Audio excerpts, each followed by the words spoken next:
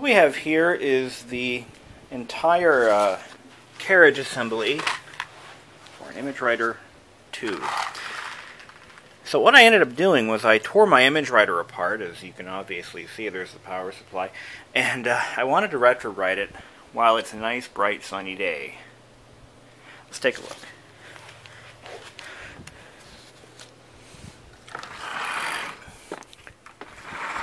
Couldn't be any sunnier and consistent too.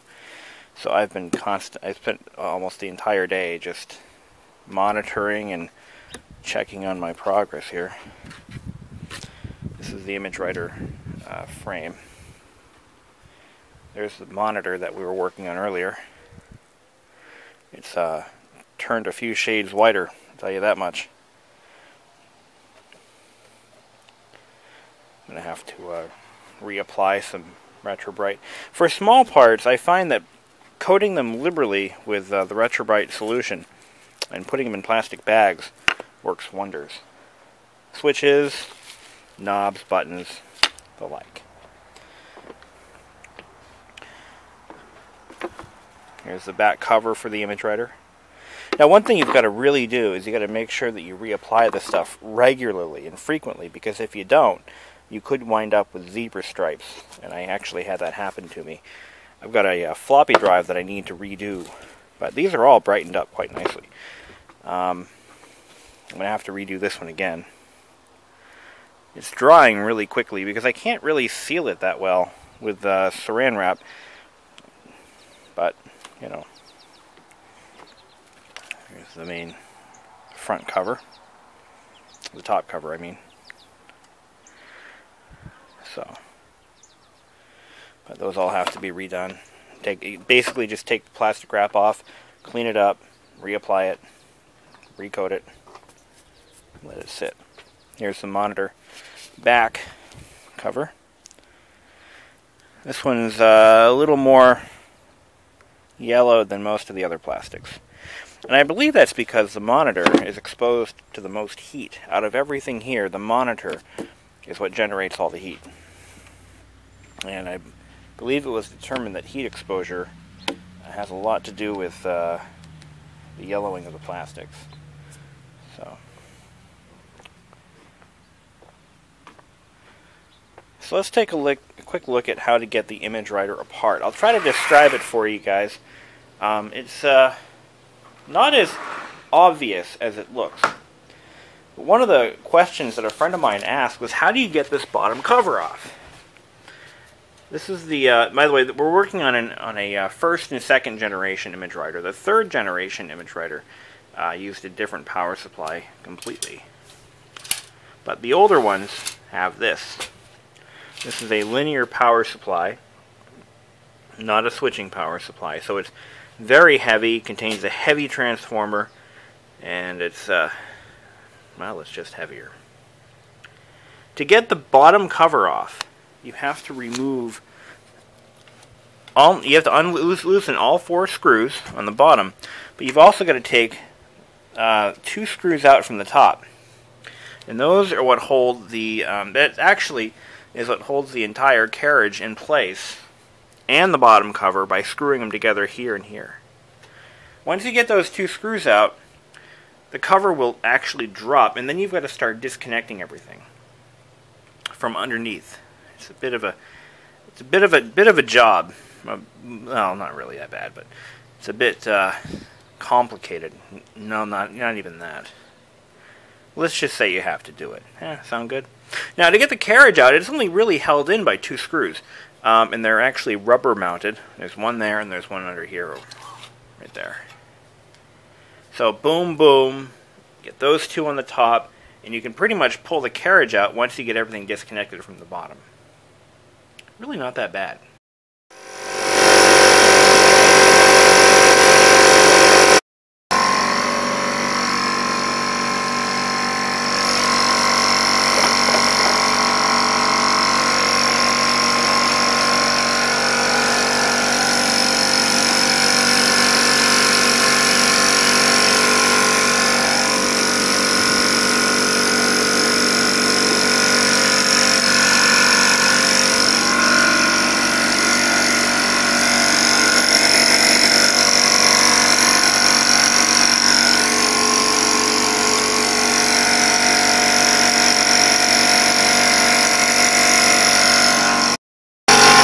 see if it actually makes it to 150 pounds. Something tells me it won't.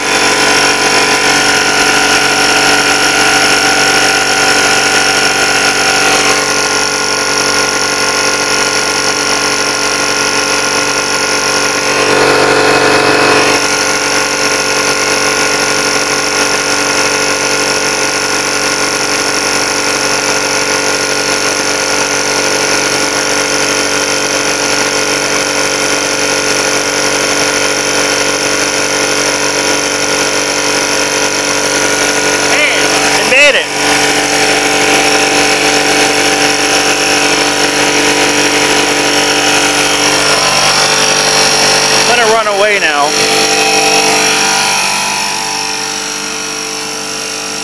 I think it's gonna blow up. Hey, it stopped on its own accord. That's cool. This is the worst air compressor I've ever seen. I bought this from the same estate sale that I got the radio from. That one. And this was John J.B. Bachman's, and I bought it from his widow, and I didn't really know much about. I needed a compressor, and there was one that she was trying to get rid of, so I bought it. Didn't pay a lot for it. I'm glad I didn't, because when I brought it home, it was leaking from the air outlet from the pump head, and I tore it apart, and I found that the rubber seal was kind of dried up and corroded, like it had corrosion on it from the metal around it. So I cleaned it up and put it back together again. It doesn't leak, so woohoo! But the thing is, this type of pump doesn't actually have a pressure switch at all. In other words, it uses a thermal cutoff to shut the pump off when it fills up. So when the pump starts overheating, yeah, that's when it shuts off. So if I drain the tank,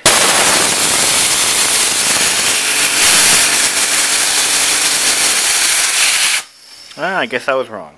But I didn't see anywhere in that pump any kind of thermal switch or pressure switch. But hey, I guess maybe it does have one. That's interesting because I didn't see one in there.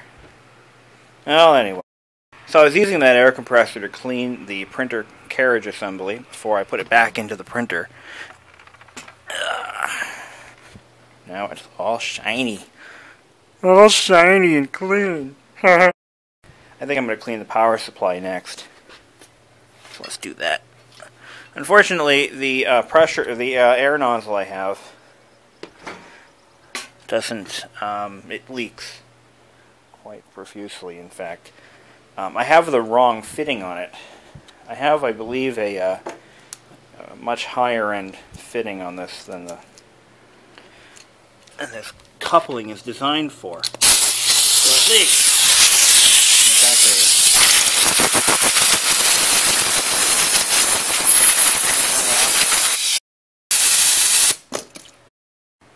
So let's take a look and see how our plastics are doing. I ran out of RETR0BRITE, but that's okay. So here's what I did. I tried doing it this time without any protection of any kind. I just went out here every like 5 minutes and recoated everything. And I think it worked. Let's take a look at the cover. We'll start there. I'm going to rinse it off. I got pillows everywhere. I'm a freaking slob. Alright. I'm going to rinse it off with some nice hot water. Looks like my hose is stuck on something. Yeah, it's stuck in the shutoff valve. Oh, there we go. Alright. I'll just rinse her off and see what happens.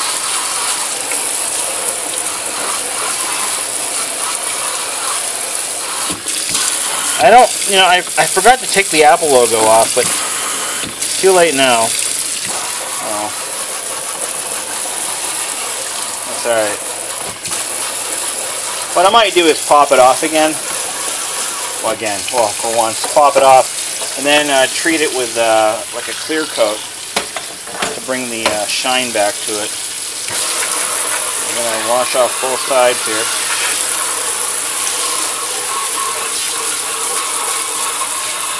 Nice and clean. Oh, it's even embedded into this foam pad. That's not fun.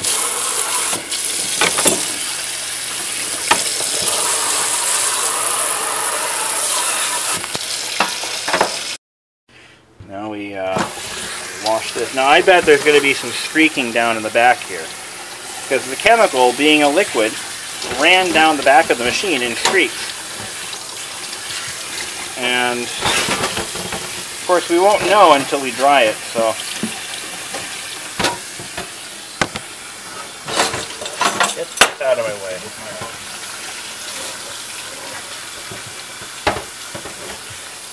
Well, like I said, this was done, the last session I just did, I didn't use any plastic wrap. I just put the stuff on, let it dry, put it on again, let it dry, put it on again, let it dry, using the brush to kind of work in so that it doesn't end up having crusty layers or whatnot.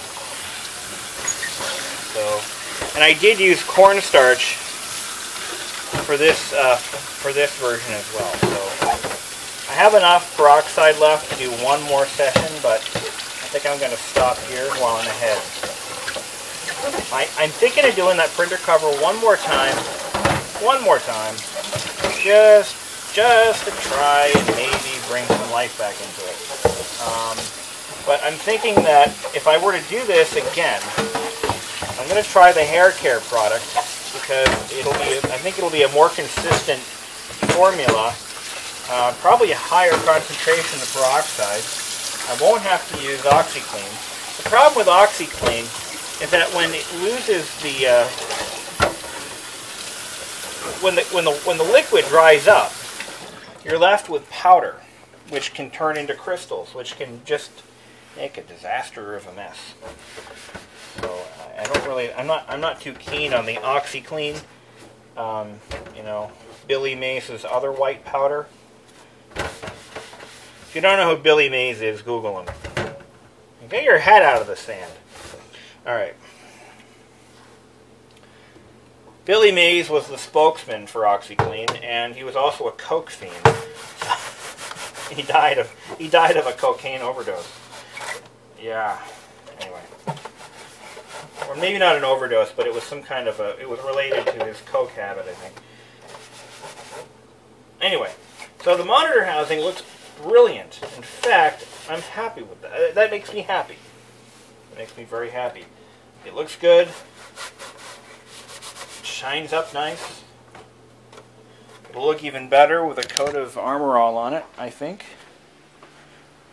That was my plan the whole time, by the way. Use M0AR. But there's a little bit, like on the back here, that could be just a defect in the plastic that showed up. But it kind of looks like there's... I think what you're actually seeing here is where the liquid pooled up against the plastic wrap. But I don't know for sure. It's on the back, so it's no big deal. But it looks pretty even.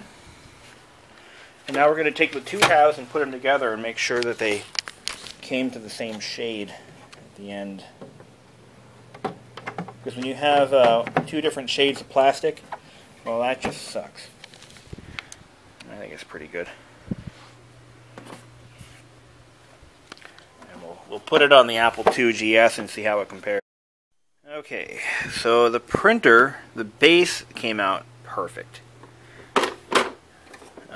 Just perfect. The legs came out great. The leg covers, I mean. The base looks good. It's just the surface here. I'm not sure how I'm going to fix that. I'm going to try picking up some hydrogen peroxide cream, and we're going to see how that works. But the top of the printer is easy. I can reassemble the printer. I can remove the top cover easily when I have the stuff to do it. So, good. I can put it back together again at least. So, I guess it's time we start putting the monitor together. That'll be... Oh yeah, and here's the back cover. That came out perfect. Not bad. Okay, reassembling the ImageWriter. The power supply goes in first with this ribbon cable. This has to be unlocked. Okay, and that's going to be routed out that direction. But when it's all put together, it'll all be bunched up under here. So let's see how this works. Okay, this board here has to be set into the base of the foot first. You plug in this connector here, and that's just a ground lead. We'll use that later. This is all had to be disconnected from the chassis. I mean the carriage, cradle, whatever you want to call it. And we're going to run this ground lead. We're going to disconnect this ground lead. Connect it here first. I took it apart backwards. I later discovered. That's just kind of how it happened. But yeah, I took it apart completely backwards. So, whoops. Now this board, oh, that goes in the front top cover, I mean. Alright, now I think we can set the chassis in. Alright, here we go. So,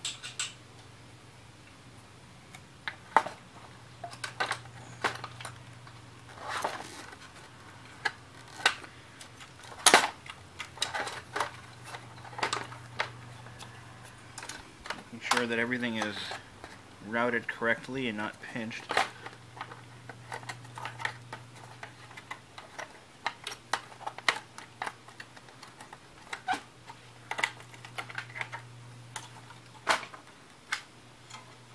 Okay.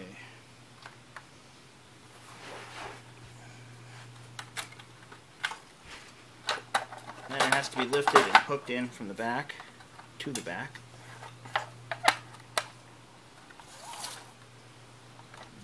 And, well, so far so good. Make sure that these are lined up right. One's misaligned. There we go. And we'll just pop in the two screws and hold that in place. They're going to be these beefy suckers. Should be two of those. Not sure which one goes where.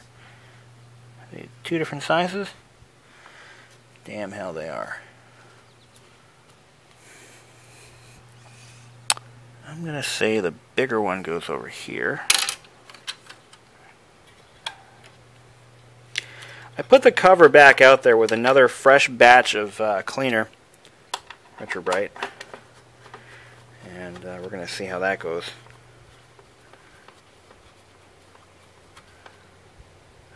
Okay.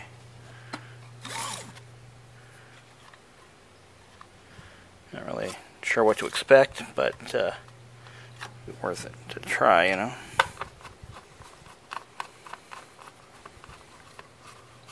While I still have sunlight, might as well make use of it. Okay. I'll hook this up later on. Plug this in.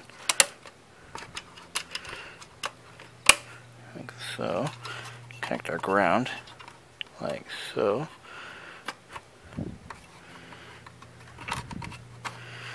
That should be routed like so. And that goes down there. Actually, I believe this all should be kind of pushed down towards the side, like so. Okay. Remember that ground wire that we were talking about that I kind of stuffed aside? Well, Pepperidge Farm remembers. But anyway, we're going to have to put that in somehow. So I'm going to bend this tab. Oh, crap. I forgot to plug this in, too. Oops. We got some work to do. I got to plug in this, and I got to put that ground lead back. Alright. I'm afraid I made a huge mistake. Yeah. I think I have it wired wrong.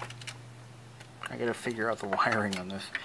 I didn't think to record or write down or photograph any of those connections, but I believe it's supposed to work like this. The power switch, for Christ's sake, these are hard to work on when you don't have the right assembly jigs, man. Alright. Okay. I think the power switch... God damn. Alright. This is hard to film and do at the same time. Okay. The power switch actually just breaks the connection. Wait. Alright, I had the wiring off a little bit. Here's what happened. When you reconnect this, you have to make sure that you do it right. And it's kind of no-brainer, but it turns out the power switch is mounted to the carriage assembly, and you got to make sure that the colors on these wires match up. See, like that. Okay, kind of important. The way I had it, well, was just wrong, and it would cause the printer to never be able to be turned off. So, yeah, I had it wrong. My bad. At least I caught it before I plugged it in. But, you know, that's kind of what we do here. We just sort of mess with stuff and see what happens. It's not always a good thing. Alright. So now I think we're ready to tuck these wires in. You can't see what I'm doing, can you? Sorry about that. My bad. Alright. I'm not really sure if you're supposed to do the power supply first or last. I'm not entirely positive on that. I'm sure someone else has already figured it out and put a video out, but I didn't bother looking, so, you know, I'll live and die by my own ways, I guess. But got this routed out there, and now I just got to tuck this up and make it look good. Okay, now we got everything connected correctly, and we're just ready to put the feet on. Okay, now we have to reconnect everything on this side. So you could pretty much deduct from what I'm doing here, the correct way to disassemble the printer is to start off by taking the end caps off and disconnecting a few choice connectors, and then removing the power supply mounting screws from the top first, not the bottom. Then lift the carriage out of the assembly. It's not that bad, but getting these wires in there is kind of a pain in the neck, you know what I'm saying?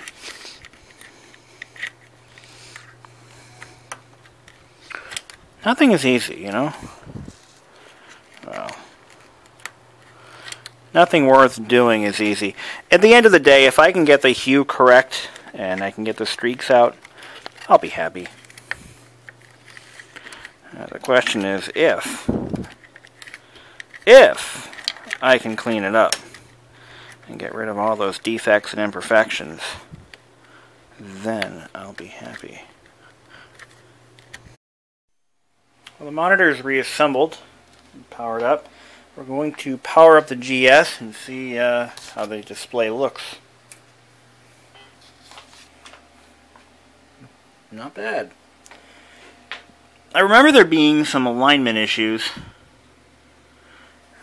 Like the display couldn't be... what I'm going to do is I'm going to center a few of these trimmers.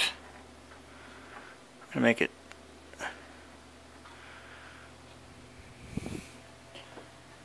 If I recall,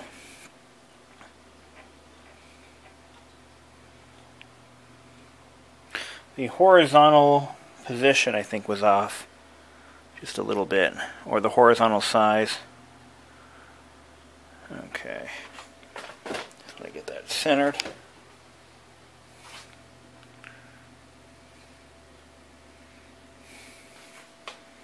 As best I can. The image is good.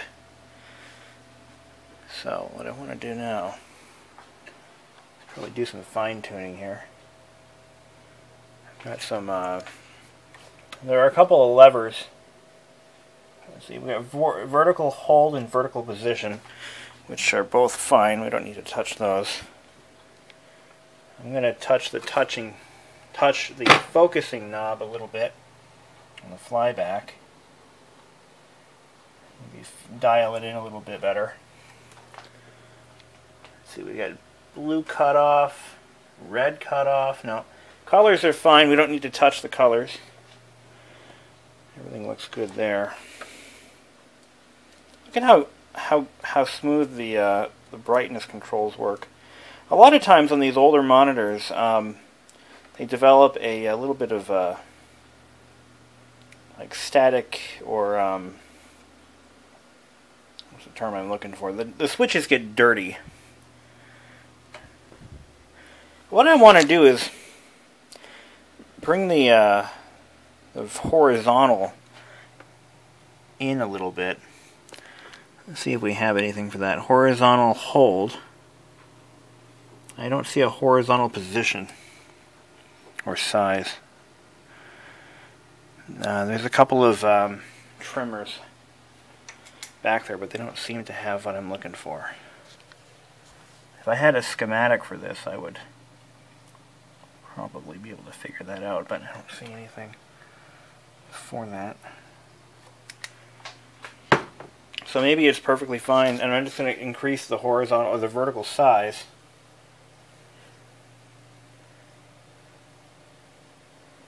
Yeah.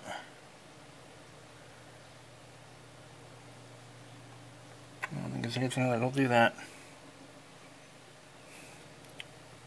Oh, there it is, vertical height. We'll bring the vertical height up. But this is user adjustable, so I guess we're good to go. That's pretty good. Yep, I think we're all set there. No color adjustments needed, nothing like that. You can see that the convergence is absolutely perfect. The beam convergence is absolutely brilliant. This monitor is in good shape. You know, I'm a little shocked that there's no burn-in of any kind. It's pretty rare to find one of this age that doesn't have burn-in. So that's a good thing. Alright, well, now it's time to reassemble.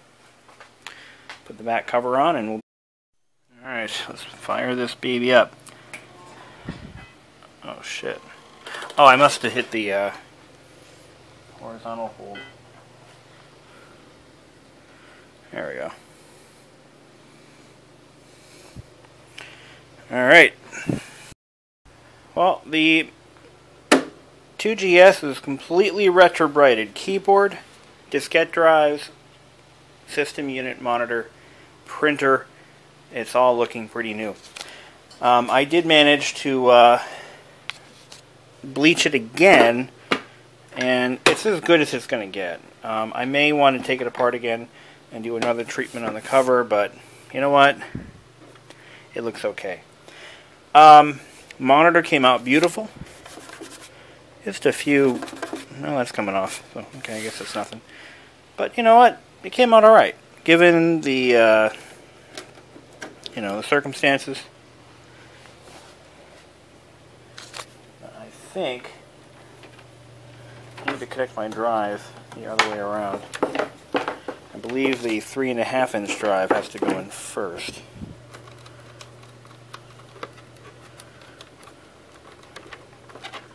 Yeah, something like that. There's some weirdness when you daisy chain these drives. You have to do it in a certain order sometimes, depending on the drive and depending on the machine, I guess. So that's what I'm going to have to do. Shut it on. There we go. And then that comes off of the 3.5-inch.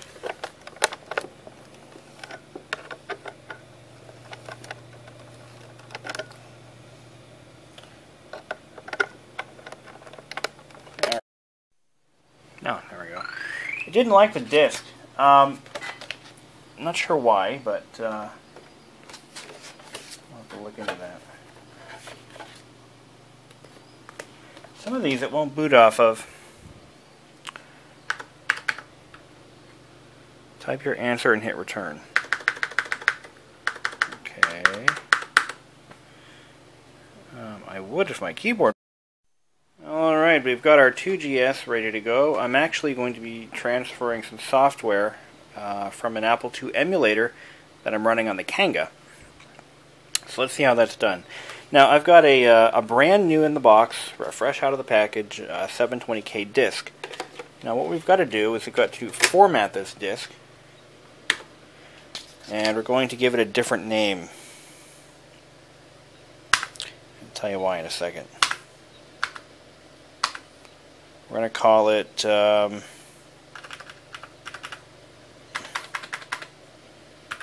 going to call it Golf. So we're going to be making a zany golf disc. So now I'm going to start formatting. While that is formatting, we have to get our emulator started. What I'm using is a program called Bernie 2. I don't know why they call it that, but maybe you can Google that too. Bernie 2 is an Apple emulator for classic Macintosh. And this being a G3 Kanga, the very first G3 ever released, it qualifies as a classic Mac. So we're going to launch Bernie 2, but before that, we're going to acquire some disk images. I downloaded a whole bunch of images to this machine a long time ago. Let's see what I have. I actually set this up back in apparently in 07. So we've got Calendar Crafter, Final Assault, Gold Rush, Grand Prix, Mavis Beacon, which I don't believe works, Paperboy Pirates, Police Quest, Strip Poker 2, System 4, Test Drive 2. Oh, Test Drive 2 is fun. Transylvania WordPerfect. Now I thought I had I can acquire this, but these are just, by the way, these are 2MG files. The 2MG files are for the 2GS. I believe the smaller files are, I forget what they're called, but anyway. So we're going to launch Bernie 2 first, which is it actually emulates a 2GS. So, but there are other systems that you can emulate. I believe it'll also emulate a 2E. It even mimics the system sounds. I've got that disk is finished formatting. Now, I've actually done a complete video series on this back in about 2007, and unfortunately I don't... There we go, it'll mount it. Come on, baby. Always want to format your disks on the Apple II first. So this method is not good if you don't already have system software. You can format them using the emulator, but I find that the disk drives aren't 100% compatible between the Mac and the Apple II. I found some issues when I first started doing this a couple years ago. So we're going to mount, why don't we mount ProDOS, and then we're going to restart.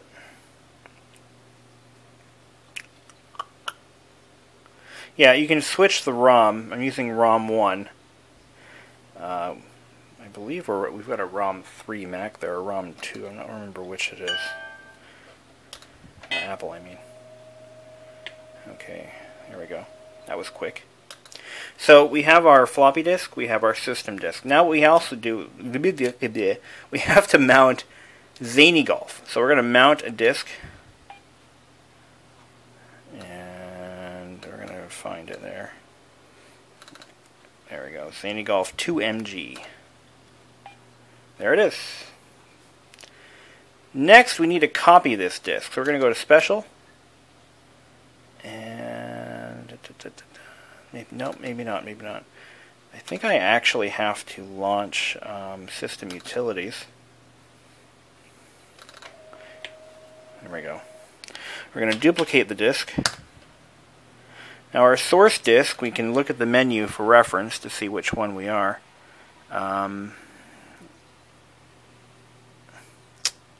We've got to figure out what the disk is mounted as.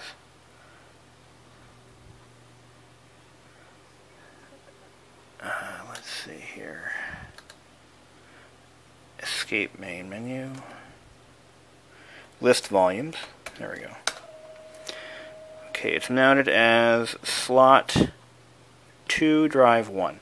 Okay. Slot 2, drive 1. Destination disk is slot 5.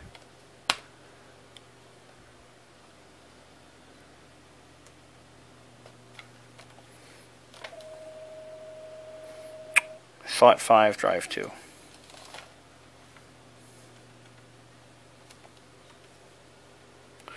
Slot 2, drive 1. Slot 5, drive 2. Here we go. Yes. Oh, no it's not. Ah, crap. It thinks it's write protected. You know what? I think this drive had an issue with that. Crap. One of my drives had a write protect switch problem.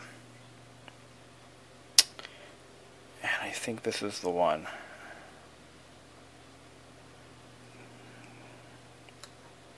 Let's try formatting a disk.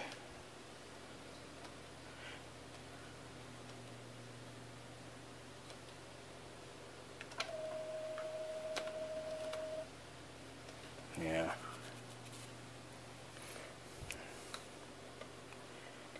Okay. Sometimes if you eject it,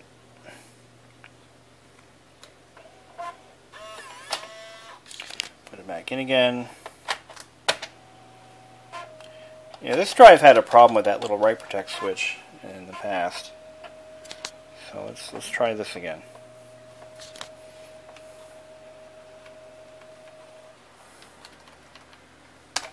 Alright, so we still see it. Okay, so we're going to go from slot 5, slot 2, drive 1, to slot 5, drive 2.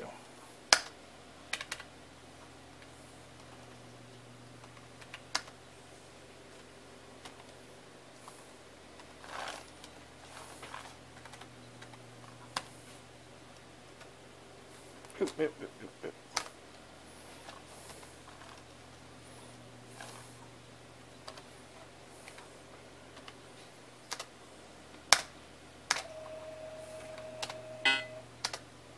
It's not doing it. Alright, I gotta play with it.